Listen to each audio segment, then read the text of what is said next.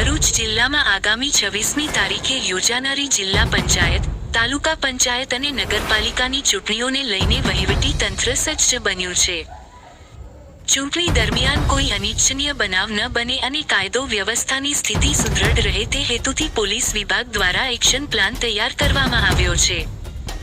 આ તૈયારીઓના ભાગરૂપે આજે વાગરા ટાઉનમાં પોલીસ કાફલા દ્વારા ભવ્ય ફ્લેગ માર્ચ યોજીને અસામાજિક તત્વોને કડક ચેતવણી આપવામાં આવી હતી.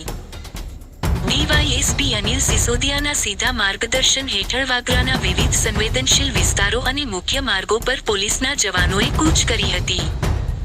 આ કામગીરીમાં પોલીસ ઇન્સ્પેક્ટર એસ. ઈના ગોહિલ સહિત વાગરા પોલીસનો સ્ટાફ, હોમગાર્ડ અને જીઆરડીના જવાનો મોટી સંખ્યામાં જોડાયા હતા. ફ્લેગ માર્ચનો મુખ્ય ઉદ્દેશ્ય સામાન્ય નાગરિકોમાં સુરક્ષાની ભાવના જગાડવાનો અને લોકશાહીના આ પર્વમાં તેઓ કોઈપણ ડર વગર મતદાન કરી શકે તેવો માહોલ ઊભો કરવાનો હતો. ફ્લેગ માર્ચ દરમિયાન પોલીસ અધિકારીઓએ સ્થાનિક રહીશો સાથે સંવાદ સાધ્યો હતો. તેમણે ગ્રામજનોને અનુરોધ કર્યો હતો કે તેઓ કોઈપણ પ્રકારના પ્રલોભન કે ડર રાખ્યા વિના નિષ્પક્ષ રીતે પોતાના મતાધિકારનો ઉપયોગ કરે.